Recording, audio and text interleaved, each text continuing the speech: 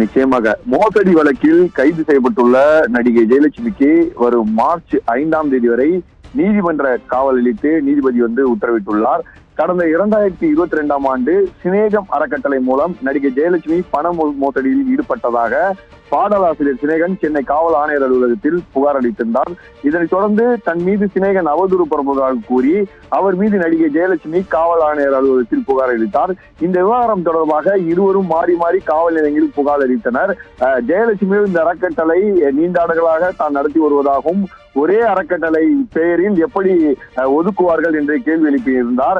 பாஜகவில் தான் வளர்ந்து வருவதால் அரசியல் காழ்ப்புணர்ச்சியின் காரணமாக மக்கள் நீதி மய்யம் கட்சியில் இருக்கும் சினேகன் தன் மீது அவதூறு குற்றச்சாட்டுகளை தெரிவித்து வருவதாக குற்றம் சாட்டியிருந்தார். இதனைத் தொடர்ந்து நீதிமன்ற உத்தரவின்படி சினேகன், ஜெயலட்சுமி ஆகிய இருவர் மீதும் திருமங்கலம் காவல்துறையினர் வழக்கு பதிவு செய்து விசாரணை மேற்கொண்டு வந்தனர். இந்நிலையில் வழக்கு தொடர்பாக நடிகையும் பாஜக நிர்வாகியுமான ஜெயலட்சுமி வீட்டுக்கு திருமங்கலம் காவல்துறையினர் காலையில் விசாரணையில் ஈடுபட்டனர். தொடர்ந்து விசாரணையில் ஈடுபட்டதில் பல்வேறு ஆவணங்களை காவல்துறையினர் கைப்பற்றியதாக கூறப்படுகிறது. இந்நிலையில் சென்னை எழும்பூரில் உள்ள நீதிமன்ற குடியிருப்பு வளாகத்தில் 13வது பெருநகர குற்றவியல் நீதிமன்ற நீதிபதி சக்திவேல் முன்பு ஜெயலட்சுமி அவர்களை காவல்துறையினர் ஆஜர்படுத்தினர்.